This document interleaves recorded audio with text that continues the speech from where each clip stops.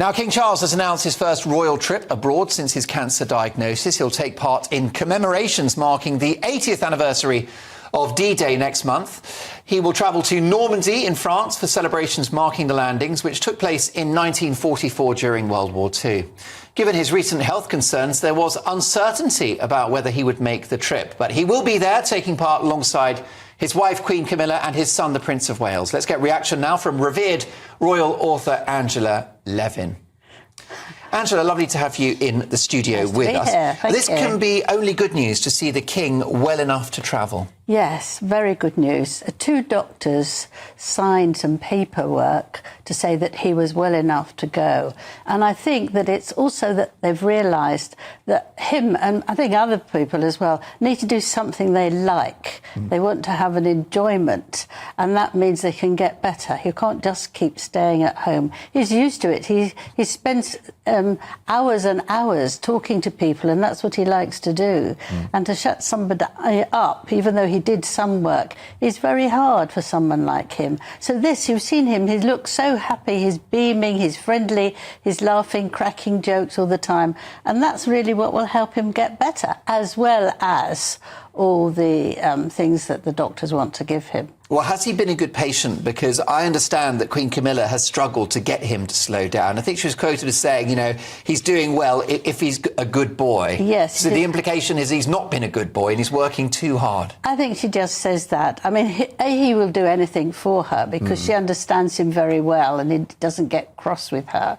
He can get cross, but I think that she does it with humour. I mean, I think even to see them at the garden party, Camilla had a pale pink dress on and he had a pale pink waistcoat. I've never seen him anything like that. It was fun, it was interesting, it was a change. And it was a message, because he's very fastidious about how he dresses, and there was a clear message, which is that he's acknowledging his wife. Yes, absolutely acknowledging his wife, and also not being straight with just having grey or navy. Yes. You know, it was good. And I think he's going to try very hard to make the best of his life now, but is careful when it's necessary.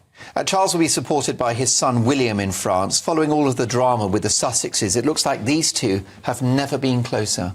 They are very close because they've both had the very, very difficult feeling of a close friend, a close member of the family who's behaved abominably, and also that they have worked together about climate change and plastic and all those things. And also they've had their loved one, whatever way it works, who's been very ill. So they can really, they need each other very badly. And I think that that's worked very well. It's wonderful to see them so close. Yes. And clearly William is doing a lot of the heavy lifting in terms of his public royal duties, but also as a son, there's an emotional support there as well. And also as a father and a husband, I think he's got a huge thing to do. He wants to do absolutely the maximum he can for his wife, and the maximum he can for his father, and the maximum he can for the country. So it's a real burden, but when he goes out, he seems not to show anything that's heavy and not moaning, and he does his absolute best. I think we should be very proud of him. Most definitely. Today marks the 6th wedding anniversary of the Sussexes. What's your appraisal of their marriage 6 years on? That's a good question. Well, I think that poor Harry is squashed to pieces, really. I think when he wrote his book about the spare, he didn't think that maybe he would be a spare now. And you think he's a spare in his own marriage? Yes. Meghan pushes him, pulls him. If she wants to go on, if she's bored somewhere, as we saw with filming from Africa, you know, she pulls him away and gives him a look, and he leaves immediately. He's obviously scared. I think he's very frightened of her. He loves her to pieces. He wants to please her, but she is a very difficult woman, and so it's very hard for him. She gives the speeches. Take Invictus Games, for example. That was Harry's. That was what his star. That's what he'd done very well.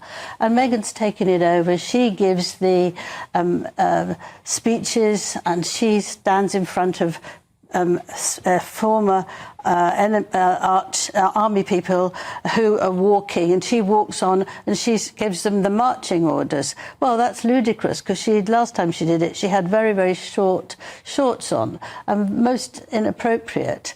And I think that she's a very powerful woman. She has to win, and I think a lot of their trip to Africa was actually to prove they could be much better than the current royal family. Now, is it your understanding that Charles and William were furious about that trip to Nigeria because it was so much like an official royal visit? Very much like an official visit. Can I read you one sentence Harry said that made my blood went cold? He said that it is important for us to meet directly with people, supporting our causes and listening in order to bring about solutions, support and positive change. Now, it's not his or his wife's job to bring about positive change. What does that mean?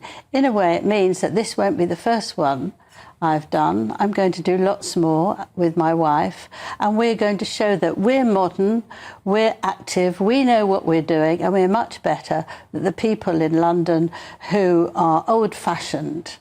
And I think that King Charles and Prince William know that they're after gaining too much attention, and they need to do something about it, because it was not a royal visit.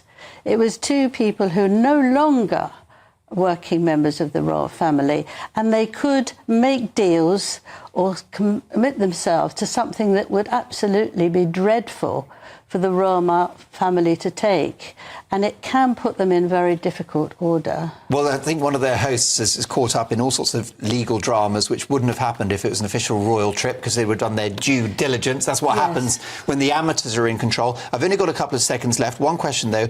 Are Harry and Meghan not entitled to travel the world? Many celebrities do, using their platform to make a difference.